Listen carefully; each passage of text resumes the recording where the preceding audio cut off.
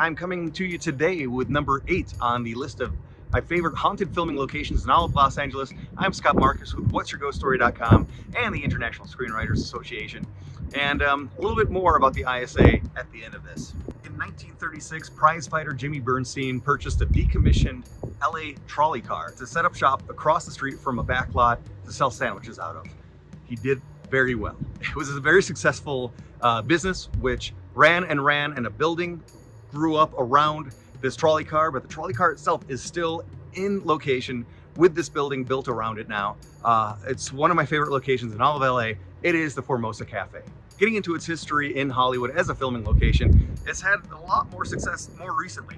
The movie Swingers, Beverly Hills Cop 2, the Jim Carrey movie The Majestic, and perhaps most iconically, LA Confidential. Were all filmed here. LA Confidential filmed a number of scenes here, but most iconically where Lana Turner is mistaken for maybe somebody that has a less prestigious job, we'll say. A hooker cut to look like Lana Turner is still a hooker. Hey! She just looks like Lana Turner. She is Lana Turner. What? She is Lana Turner. Now, it makes perfect sense that the Formosa Cafe would be used for a movie talking about crime in Los Angeles in that time period. And Lana Turner herself, she was seriously dating for a long time Johnny Stompanato, who was one of Mickey Cohen's muscle. He was probably the #1 right-hand man to a ruthless mob boss in Los Angeles. Famously, Johnny Stompanato was murdered, killed by Lana Turner's daughter, Cheryl Crane.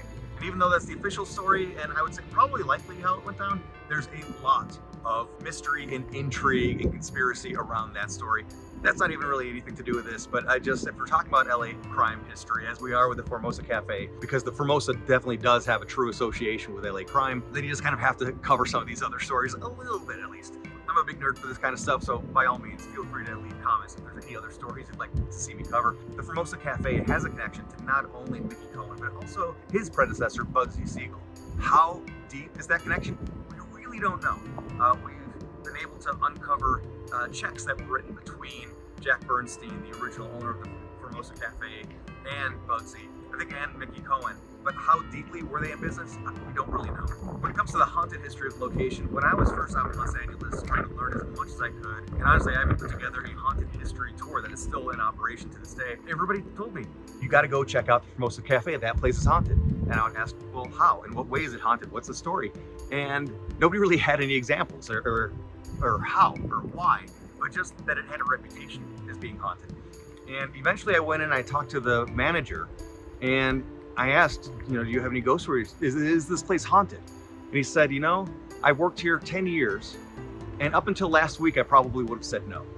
And I said, wow, what good timing for me to ask you this question. And he relayed a story, which I'll put the full version on a bigger video at the end of this, but just to say he had 2 wild experiences on back-to-back nights.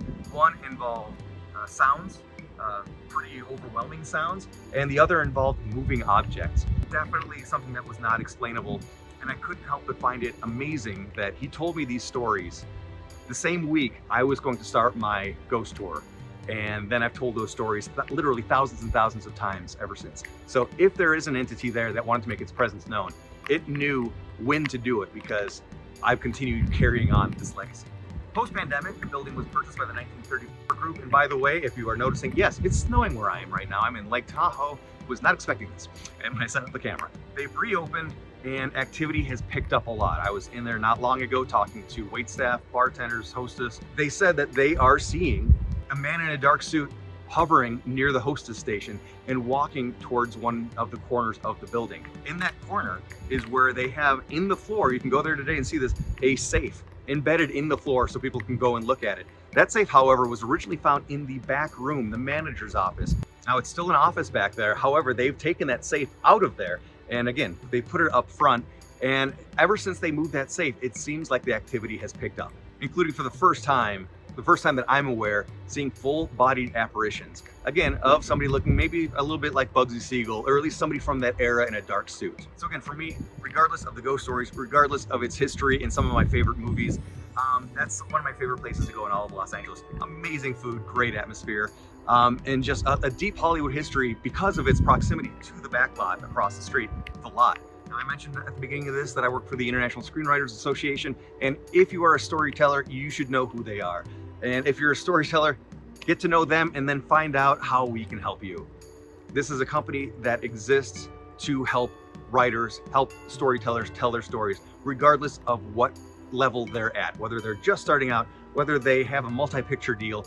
We can still try to be there to make connections for you, to answer questions, to give more education, because no matter where you're at in the process, it's always good to refresh your skills. There are contests, there are classes, there are live events in person, there are live events that are free on Zoom.